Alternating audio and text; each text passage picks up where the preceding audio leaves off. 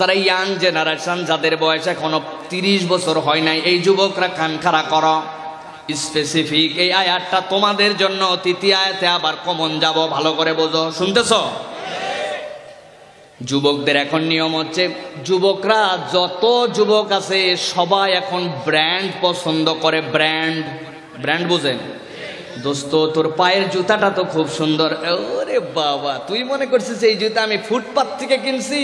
এটা হচ্ছে অ্যাপেক্সের জুতা, ঠিক কিনা?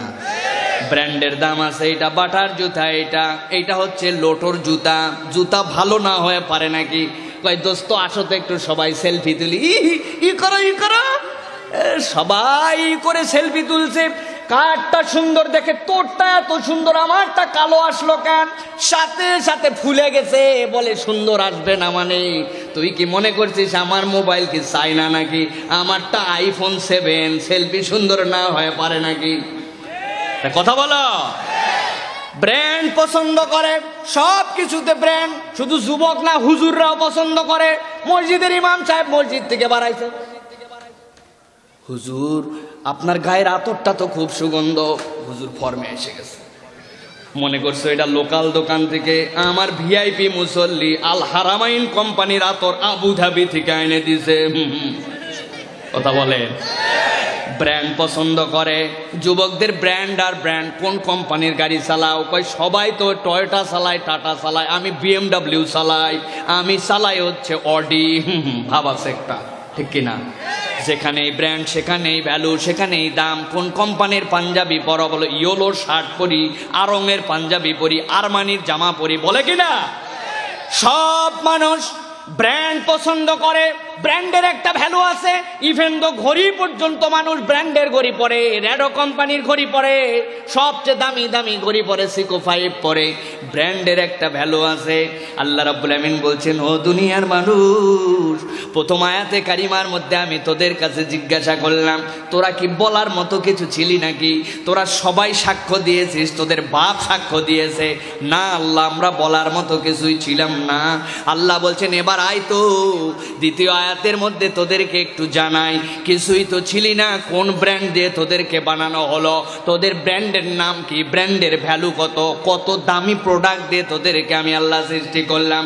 আল্লাহ আয়াতে কারিমা অবতীর্ণ করলেন, ইন্না খালাকনাল ইনসানা মিন নুতফাতিন আমশাজ।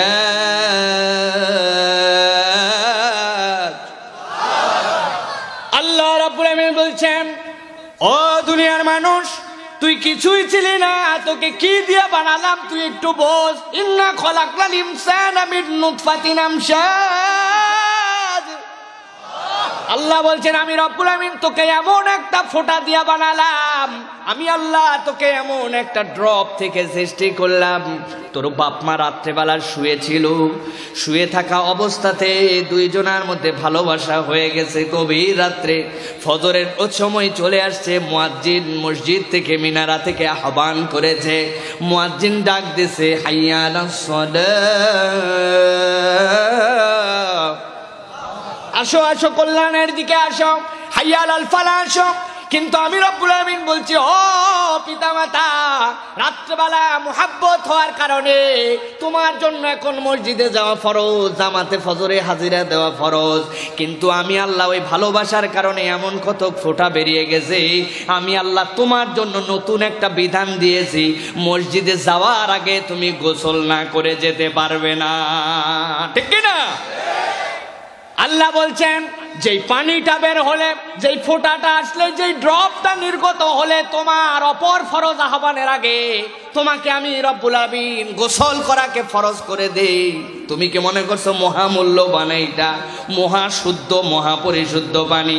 তুমি ব্র্যান্ডের ভাব দেখাও, আমি আল্লাহ এরকম একটা ক্ষুদ্রাতি ক্ষুদ্র এইরকম একটা পানি থেকে তোমাকে সৃষ্টি করেছি। সুবহানাল্লাহ। নুতফার ব্যাখ্যা, ড্রপ যদি বলি আমরা, ফোঁটা যদি বলি আমরা, it's a old concept. New কনসেপ্টে আপনাকে ফোঁটা মানে বুঝতে হবে, নুতফা মানে কি, এটা কত বড়।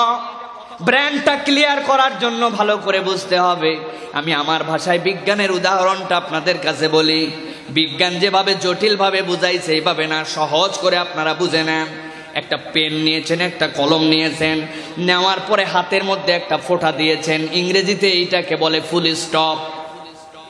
কথা বলেন, বাংলায় কি বলে এটাকে? বিন্দু। একটা বিন্দু বলে না? এই বিন্দুটাকে বিজ্ঞান বলছে মানুষ সৃষ্টির জন্য যে ড্রপটা, এটা কত বড়। এটাকে আল্লাহ তো নুতফা বললেন, এটা কত বড়। বিজ্ঞান বলছে একটা বিন্দু, একটা ফুল স্টপ, যেটা হাতের মধ্যে আপনি ফেলেছেন, এইটাকে মাইক্রোস্কোপের নিচে যদি নিয়ে যান, তাহলে আপনি দেখতে পাবেন আপনার হাতের বিন্দুকে 1 কোটি ভাগে যদি ভাগ করেন, এর থেকেও ক্ষুদ্র ক্ষুদ্র একটা আল্লাহ রাব্বুল আমিন শুকরানু দিয়ে আপনাকে সৃষ্টি করেছেন। সুবহানাল্লাহ। শীতের রাত্রেবেলা অতিক্রান্ত হয়ে গেছে, সকালবেলা ঝলমলায় সূর্য উঠেছে। আপনার বাড়িটা টিনের বাড়ি ছিল, টিনের 2-1টা ছিদ্র আছে, যে এটা ঢালের উপর, মাথায় পানি নিচে পড়ে না, কিন্তু ছিদ্র বন্ধ করতে হয় না। সকালবেলা রোদ ঢুকেছে, ওই ছিদ্র দিয়ে রোদ আসছে, আপনি দেখতে পাচ্ছেন ওই রোদটা উপর থেকে নিচ পর্যন্ত যে এসেছে, পুরো জায়গাটাতে একটা আলো, আর আলোর সাথে ধুলিকণা উঠতেছে।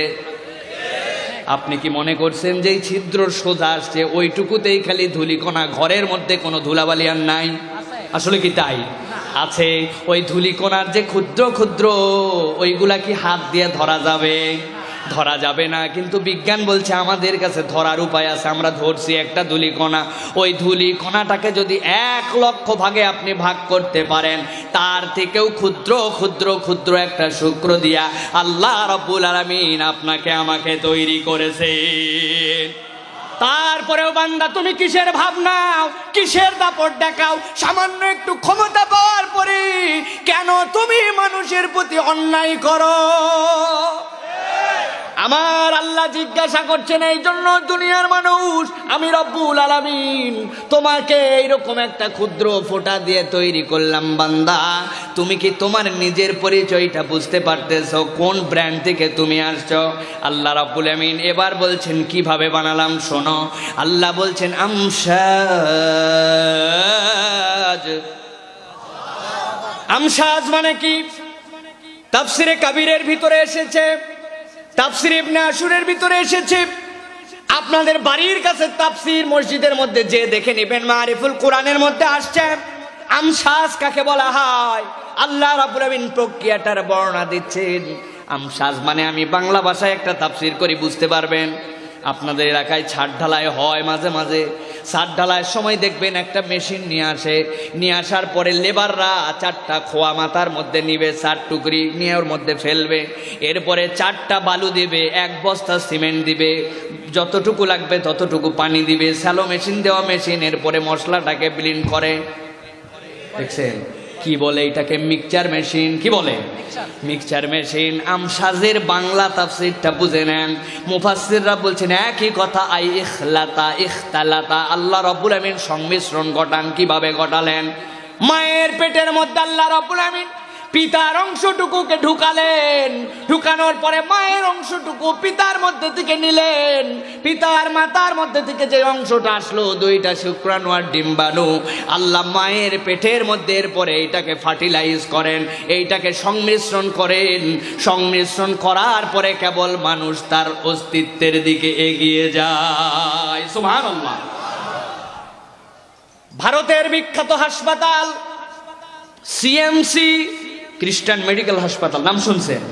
চেন্নাইয়ের অ্যাপোলো। আমি অনেকবার ভারতের পুরা অর্ধেকটা সফর করছি, হাসপাতালেও গেছি দু একবার।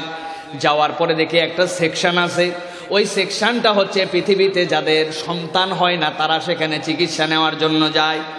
কথা কি সবাই বুঝতে পারতেছেন তো ভাই? গভীর মনোযোগ দিয়ে বোঝেন।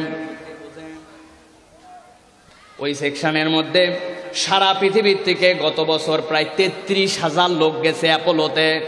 তাদের প্রবলেম কি? তাদের প্রবলেম হচ্ছে বিয়ে করেছি 3 ইয়ার্স 4 ইয়ার্স, বাট আমাদের এখন পর্যন্ত কোনো বেবি হয় নাই। কার প্রবলেম আছে? ওই আমরা যে ছেলের না মেয়ের প্রবলেমটা কার? ওইখানে তারা রিপোর্ট দিয়েছে, রিপোর্টটা সেকশানে তাদের টাঙানো আছে। প্রায় 22% ছেলেদের তারা পরীক্ষা করে দেখেছে বীর্যের মধ্য থেকে নিয়ে যে এটা সন্তান উৎপাদনের সক্ষম নয়। আর প্রায় 25-26% মেয়ে যাদের যেই শুক্রাণু দিয়ে বাচ্চা হবে ডিম্বাণু ওইটা ফার্টিলাইজ হওয়ার উপযুক্ত নয়। যতই মিলন হোক তারপরেও দুইটা থেকে বাচ্চা হয় না। 25% ছেলের প্রবলেম, 25% মেয়ের প্রবলেম। পরীক্ষা করতে গিয়েছিল 100 জন, লেখা আছে ওই জায়গায় 50% এই প্রবলেম আর 50% তাদের কি সমস্যা। ডাক্তাররা বড় করে লিখে রেখে দিয়েছে এদের ছেলেরও প্রবলেম নাই, মেয়েরও প্রবলেম নাই। তারা বলেছে আমরা এখানে প্রায় 1 লক্ষ টাকা খরচ করে এসেছি, ছেলেরও প্রবলেম নাই, মেয়েরও প্রবলেম নাই, তাহলে আমাদেরকে জানাতে হবে আমাদের বাচ্চা কাচ্চা হয় না কেন। মোটা দাগে লিখে দিছে উই ডোন্ট আন্ডারস্ট্যান্ড, আমরা জানি না, আমাদের বোধের মধ্যে এখনো আসে নাই কেন বাচ্চা হয় না। ওরা বলে নাই উই ডোন্ট নো, কিন্তু তারা বলছে আমাদের বোধের মধ্যে আসে নাই। দুনিয়ার মানুষ, আমার আল্লাহ রাব্বুল আলামিন বলছেন ও দুনিয়ার মানুষ তুমি কি একটু চিন্তা করে দেখেছ স্বামীরও প্রবলেম নাই বলছে, স্ত্রীরও প্রবলেম নাই, তারপরে বাচ্চা হয় না কেন? আল্লাহ রাব্বুল আলামিন দুনিয়ার ডাক্তারদের উত্তর কোনোদিন খুঁজে বের করতে পারবে না। ওরা আল্লাহ রাব্বুল আলামিন রাসূলকে দিয়ে প্রায় ১৫০০ বছর আগে জানাইছেন, হে রাসূল আপনি দুনিয়ার মানুষের কাছে জানায় দেন।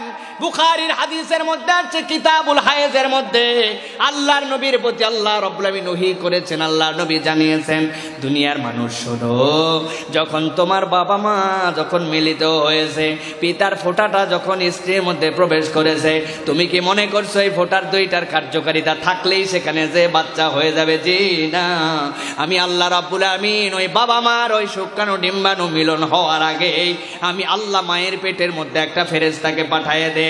ওই ফেরেশতা মায়ের পেটের মধ্যে ঢুকে পৃথিবীর যত সন্তান সবার জন্য একটা ফেরেশতা মায়ের পেটে যায়। যাওয়ার পরে আল্লাহর কাছে জিজ্ঞাসা করে, আল্লাহ নুতফা তো পাইলাম পিতা মাতার, এখন তুমি যদি হুকুম দাও তাহলে মানুষ বানানোর প্রক্রিয়ায় যাব। আমার আল্লাহ যদি বলেন বানা, তাহলেই কেবল দুনিয়াতে মানুষ হওয়া সম্ভব। আল্লাহ বলছেন ইন্না খলাকনাল ইনসানা মিন নুতফাতিন আমশাজ। ও দুনিয়ার মানুষ, কোন ব্র্যান্ড দিয়ে আমি বানালাম তোকে?